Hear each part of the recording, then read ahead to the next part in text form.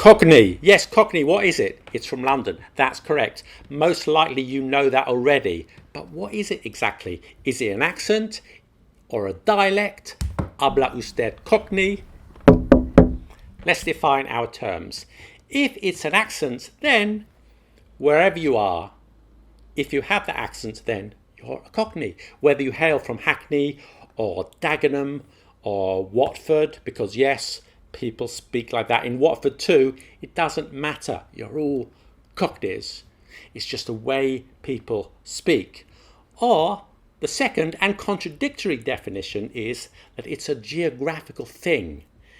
The Cockneys are a tribe, a London tribe, and in order to be a member of that tribe, you just need to have been born within a small area of the East End of London. The problem with that is that my good friend Algernon Fotherington Smythe went to Eton and Oxford, voice coach to the royal family and winner of the poshest person in Britain competition. He's a Cockney, even though his accent is super posh. Why is he a Cockney? Because he was born in Bishopsgate, falls into that geographical area. Doesn't matter. If you're born in the right location, that would still make you a Cockney. Now, there's something not right here. The two definitions are mutually incompatible. You can't have your cake and eat it too. So let's delve in. First, let's talk about accents. Think of accents in the UK as being on a spectrum. On the one side, you have the RP, received pronunciation. That's the accent of the dictionaries. That refined middle class accent. When you look up a word in the dictionary, they will put the word in a phonetic script next to the definition to help you pronounce it correctly according to RP. So this script tells you how to say it in RP. If you're learning English, British English, your textbook pronunciation will be in RP. However, most people in the UK have some kind of a regional accent. In fact, it's estimated that only 3% of the people in the UK speak with an RP accent. So, on the other side of the spectrum, we have a strong regional accent, sometimes called a dialect. Okay, that's the red end of the spectrum. If you're from Liverpool, that'll be a Scouse accent. From Manchester, it's called a Mancunian accent. If you're from Birmingham, or should I say Birmingham, you have a Brummie accent. And from London, you have a Cockney accent. That's the strongest of London accents. Right at the edge of the spectrum, in the red zone. That's what we're going to be talking about today. However, many people who grew up in London are to be found elsewhere on the spectrum. They are recognisably from London, but they veer a little or a lot closer to RP, the blue side of the spectrum. What about myself? Well, I was born in London, grew up in London, and people can recognise that my accent is a London accent, but I'm not a Cockney. No, I fall somewhere closer to RP, perhaps. Depends on your opinion.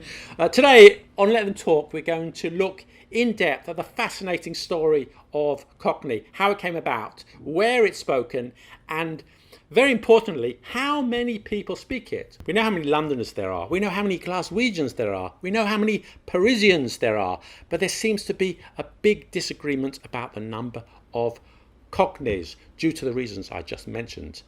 Listen to the comments from the first video I made about Cockney. So, for example, Cockney doesn't exist anymore. Cockney is a dying accent. They've all moved away. Nobody even speaks English in London, let alone Cockney. Come on, you've spent a day in your life, you know that was utter nonsense. But on the other hand, you get people saying that everyone in southern England is a Cockney, from Milton Keynes to Brighton on the south coast. Regional accents are dying out, and the London accent, the Cockney accent, often referred to as estuary English is taking over the world. Okay, not the world, but a large chunk of southern England. So anyway, that's about 20 million people. From 0 people to 20 million people, they can't both be right. So I'm going to look at the data, and we're going to have and the facts, and we're going to get you some numbers.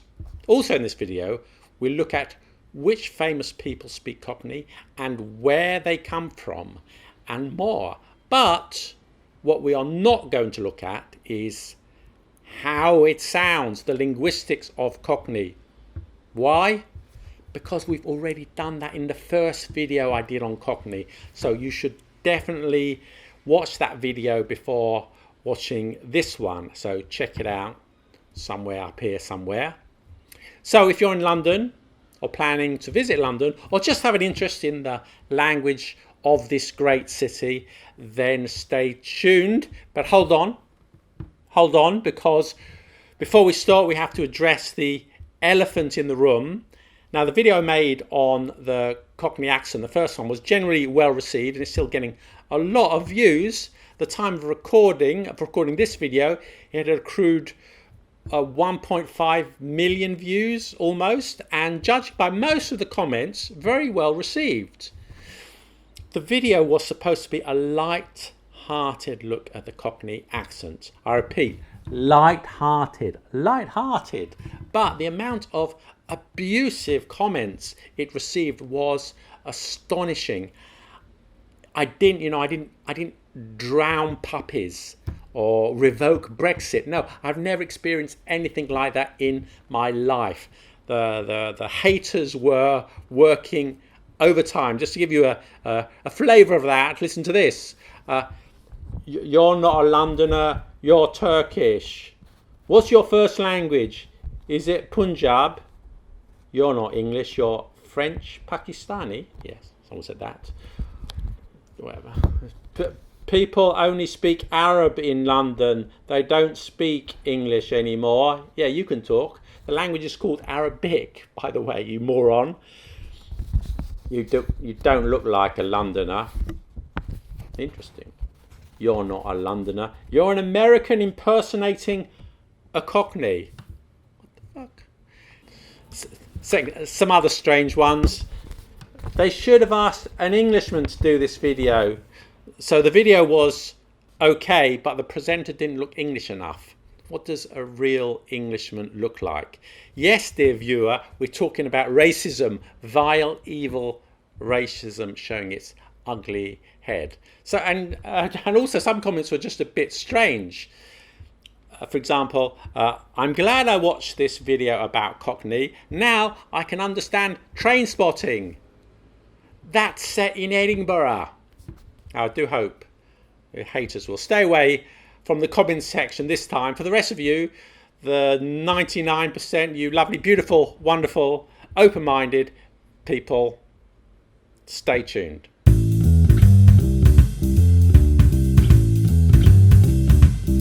Listen to our podcast, Zeitgeist Banana. You can find it on YouTube, iTunes, Spotify, and all good podcast platforms. Let's begin with a little history and geography lesson. Here's a map of London.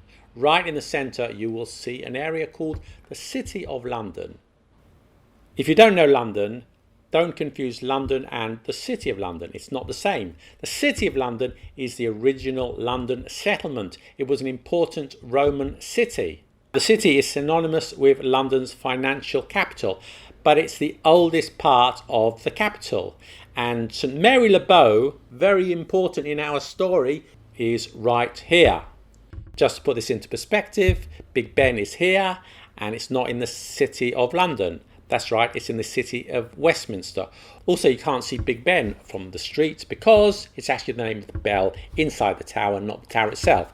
But that's a story for another day. Here is the West End, which is the shopping and entertainment centre of London. It's called the West End because it's west of the city. And here is the East End, once a poor, working class and immigrant neighbourhood, though not so much anymore. And it's called the East End because it's east of the City of London.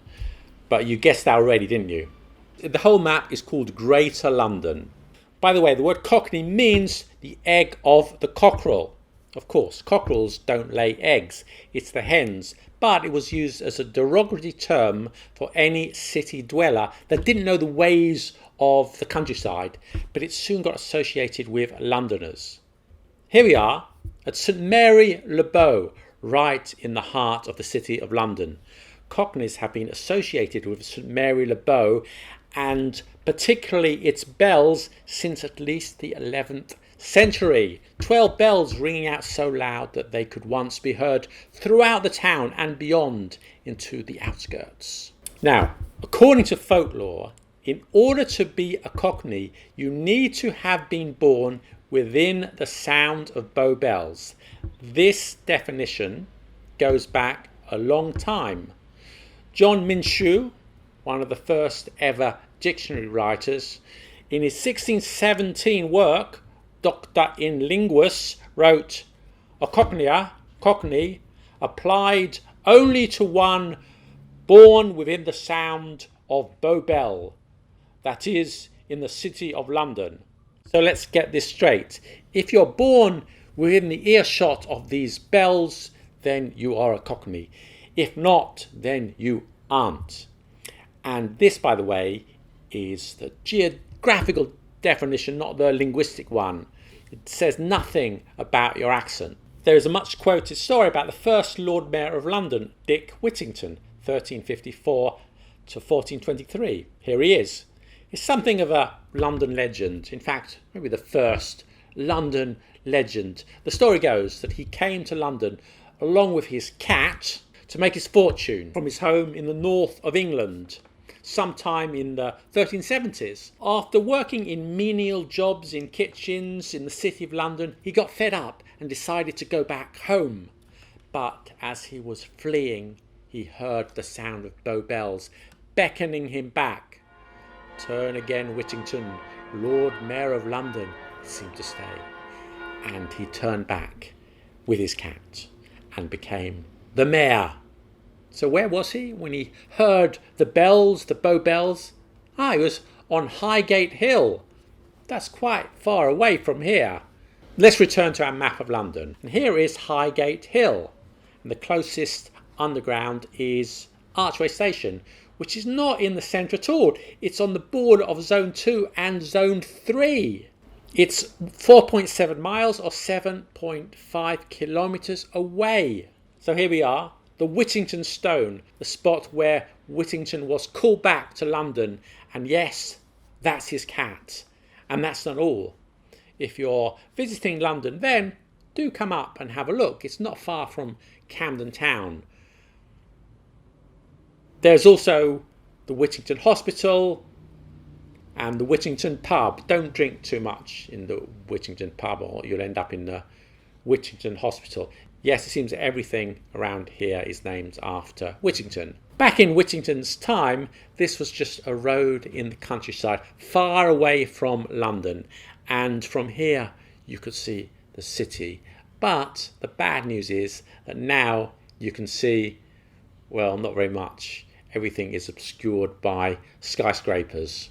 Anyway, let's go back to our map and make some calculations. The bells can be heard from Highgate Hill, which is 7.4 kilometres away.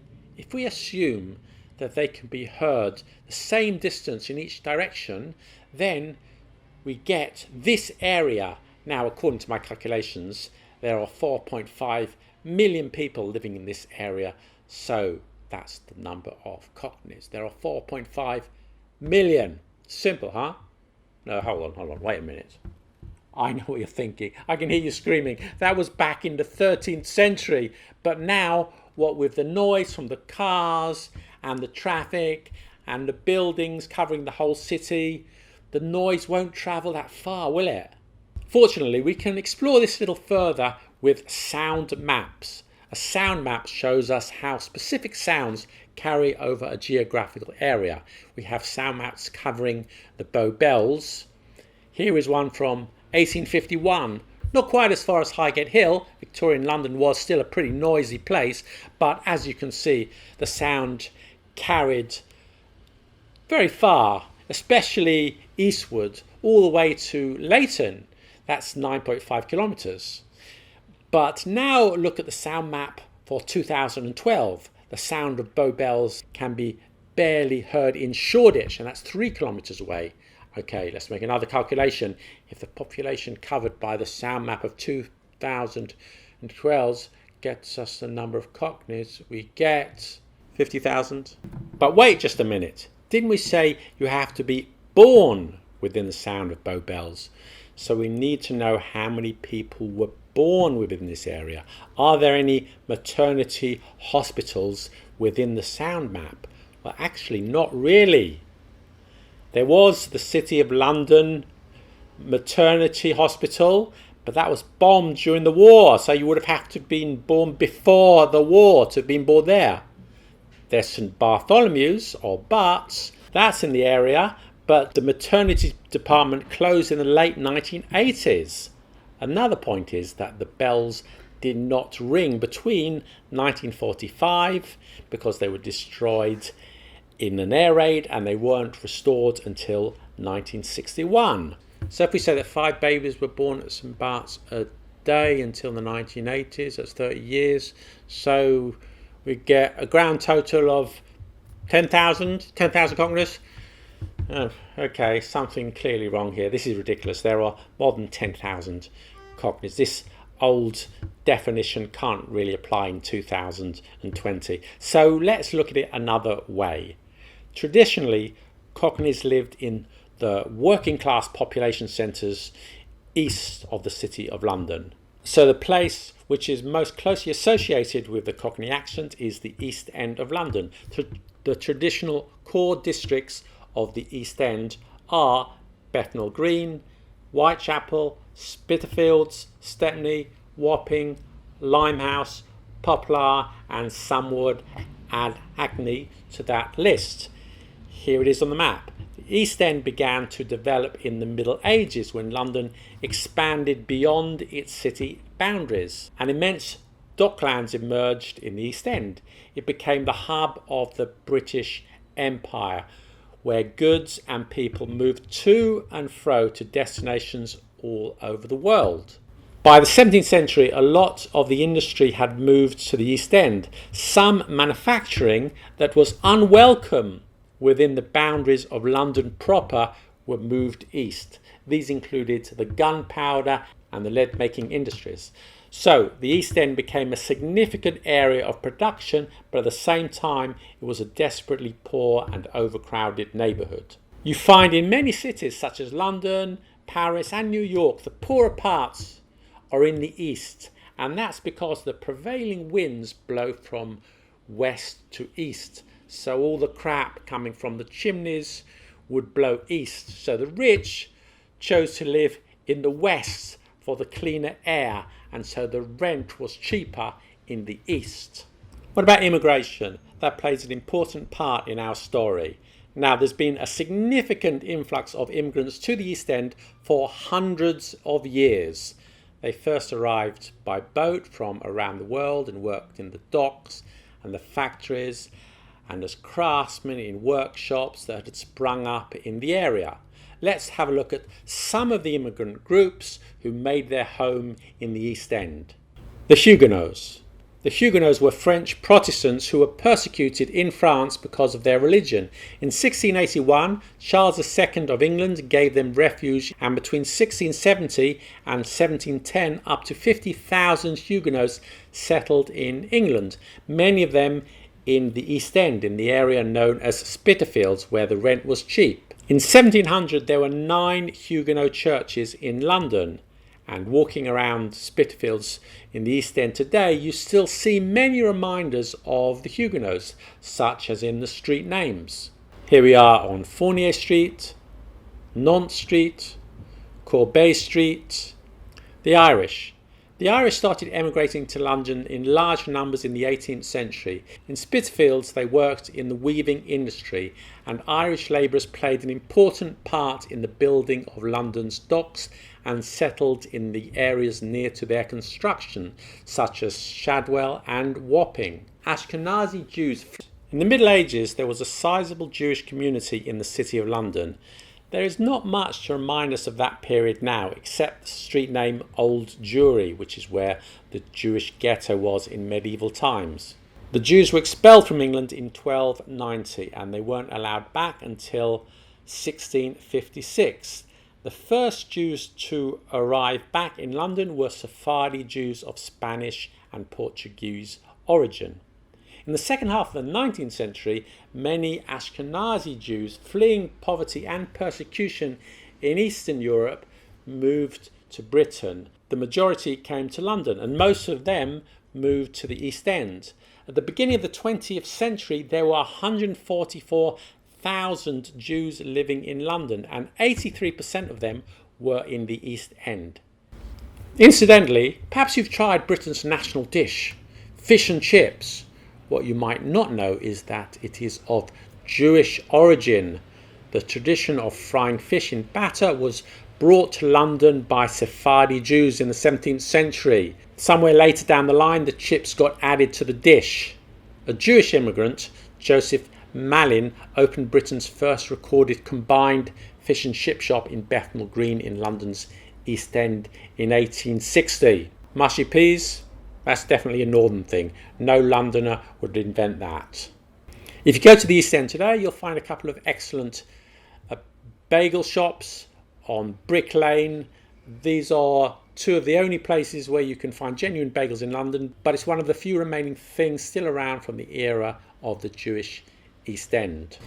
Chinatown. Did you know that London's first Chinatown was around Limehouse and Shadwell in the East End? A couple of hundred Chinese traders had first come over from Shanghai in the 1840s. The fictional character Fu Manchu was a Limehouse resident, and Sherlock Holmes, when he needed an opium fix, he went to one of the opium dens in Limehouse.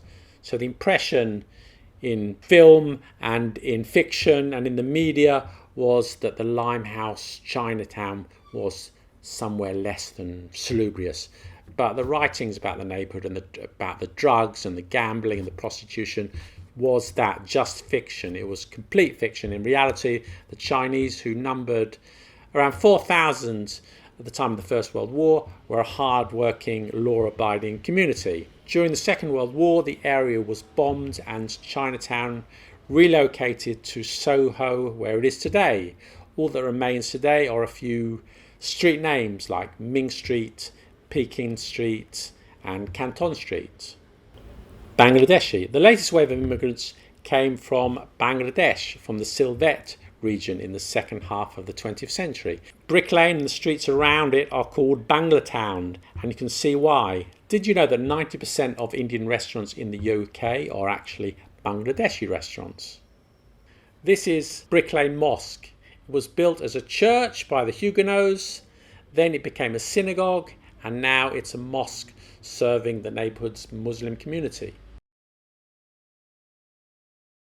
The composition of the East End is changing. It's no longer a place for the poor immigrant. Why? Because it's so bloody expensive. The area is going through a process of gentrification. You're more likely to find a city banker in one of those elegant apartments than a family of poor immigrants.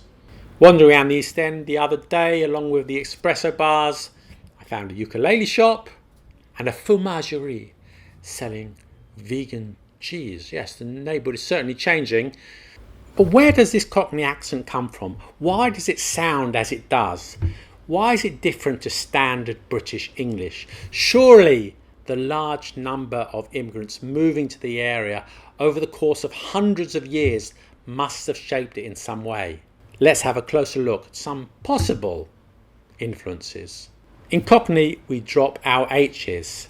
At, ouse, ard, horrible. There's been an horrible murder. The French also don't pronounce the H. Could this be a Huguenot influence or Huguenot influence?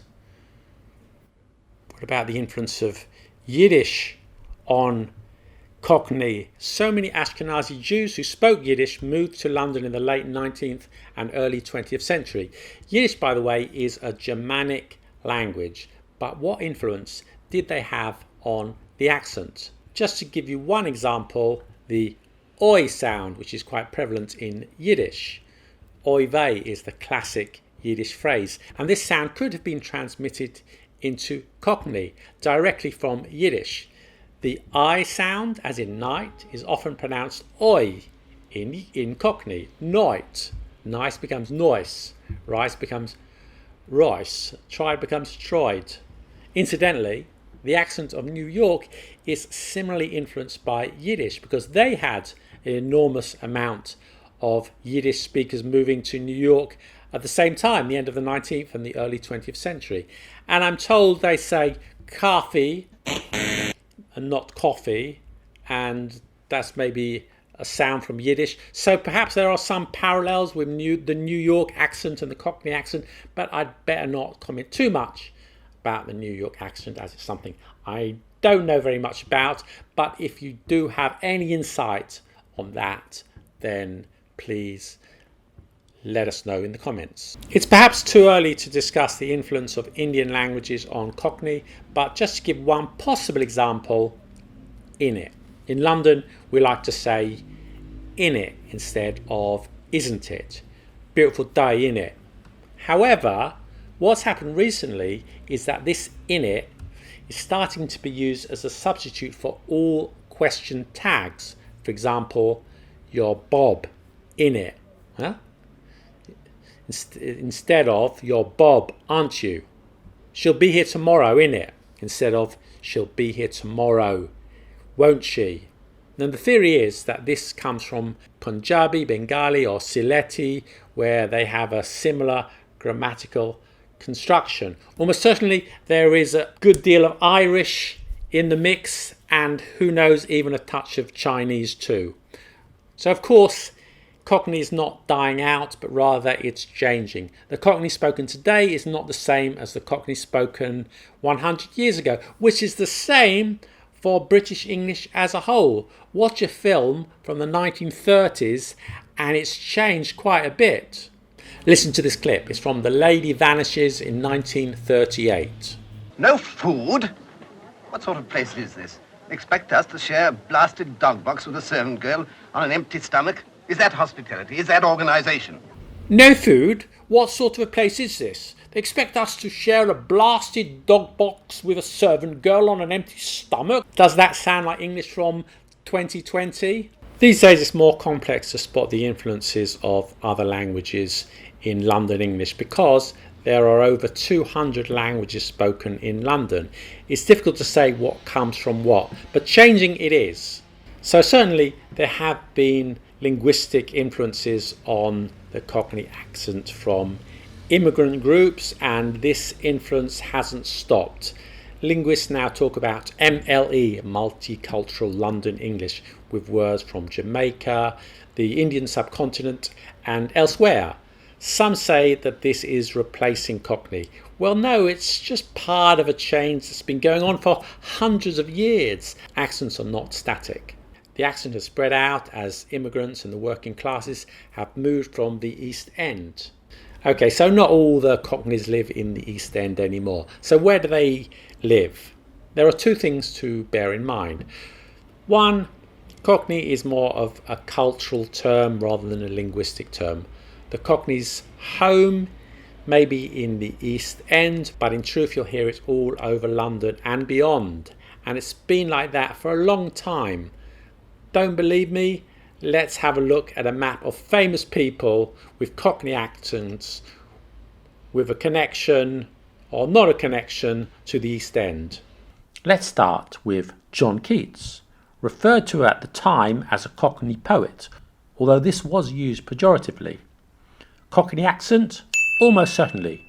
Of course, we don't have any recordings of him, though no doubt it was a very different accent to the one we know today. Cockney Eastender? Yes, he was born in Moorgate, just a stone's throw from Bow Bells. Interestingly, if you read his poems with a Cockney accent, they sound quite different. This is Ode to a Nightingale. My heart aches, and a drowsy numbness pains my sense, as though of hemlock I had drunk. Eliza Doolittle, the Cockney poster child from the film My Fair Lady, based on the play Pygmalion by George Bernard Shaw. Cockney accent? Yes, in the play anyway. Cockney EastEnder? No, she was from Lisson Grove, which is in the West End. And how do you come to be so far east? You were born in Lisson Grove. Oh, but what almost am I leaving Lisson Grove? It wasn't fit for a pig to live in, and I had to pay 4 and 6 a week. Alfred Hitchcock. Cockney accent? The new cinemas growing up at that time was a haven, was a palace away from the sordid little homes that people lived in. No, certainly not. Cockney EastEnder? Yes, he was from Leytonstone. Michael Caine. Cockney accent? Yes. Cockney EastEnder? Yes, he grew up in Bermondsey. David Beckham. Cockney accent? Yes, though it's become less pronounced over the years. Cockney EastEnder? Yes, he's from Leytonstone, the same area as Alfred Hitchcock, but a very different accent. Jason Statham. Cockney accent? Yes. Cockney EastEnder? No. From Shirebrook in Derbyshire. I can't quite get my head around that one. Amy Winehouse. Cockney accent? Yes. Cockney EastEnder? No, she's from Southgate. Adele. Cockney accent? Yes. Cockney EastEnder? No, from Tottenham, not quite the East End. Russell Brand. He's got the Cockney accent, but he's out of the zone. He's from Grays in Essex. An honourable mention to Claude Rains. You'll know him if you've seen Casablanca. He's the one who says, "Round up the usual suspects." He had a strong Cockney accent growing up, but he lost it entirely by the time he moved to Hollywood. So as I said, the Cockney accent or London accent has spread way beyond the boundaries of the East End. Why is this? During the Second World War, the East End was heavily bombed and many of its residents rebuilt their lives in homes in other parts of London, and notably Essex, east of London, in places such as Harlow, Basildon, Southend. Another fact to consider is that the Cockney accent no longer has a stigma to it. In the past, if you wanted to get work in the civil service or in a profession, the first thing you had to do was lose your Cockney accent. You never heard a Cockney accent on the BBC except for a little local colour. But that's not the case anymore. Cockneys are rightly proud of their accent, and the Cockney accent is spreading, and you hear the accent as far north as Barnet and as far south as Brighton and west to Slough. So Cockney may refer to a geographical location, but the accent has certainly spread much, much further afield. Cockneys are very much associated with the East End of London, but as the accent spread, people call it different things. You'll often hear it referred to just as the London accent or as estuary English when it's spoken in the outskirts or beyond the London boundary, but linguistically it's more or less the same thing. Also, when you're in London, you'll notice there is not just one way of speaking.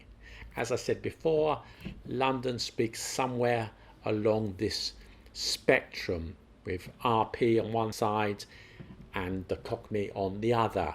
And between that, you'll find people with varying degrees of London accents. Receive pronunciation with the occasional glottal stop instead of a T, dropping an H at the beginning of some words, peppering sentences with Cockney rhyming slang. If you want to know more about Cockney rhyming slang, check out the other video.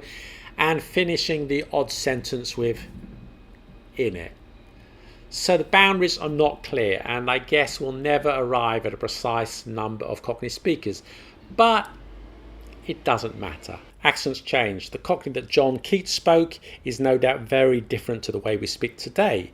The London accent or Cockney accent is changing, not dying. Changing as it always has done. You might call it multicultural London English, but it's just part of an evolution of the language which gets shaped and reshaped due to changing demographics and immigration, as it has done for 1,000 years. London remains a wonderful place to visit for the beauty of the city, its welcoming people, its cuisine, its parks. It's a buzzing, cosmopolitan and outward-looking place, but it's also a linguistic treat with all its vibrant English accents. It's another reason to visit. And if that's not enough, Over 250 languages are spoken in London, making it the most linguistically diverse city in the world. But that's a story for another day. My heart aches, and a drowsy numbness pains my sense, as though of hemlock I had drunk, or emptied some dull opiate to the drains. 1 minute passed, and leafy woods had sunk. 'Tis not through envy of thy happy lot, but being too happy in thine happiness, that thou, light-winged dryad of the trees,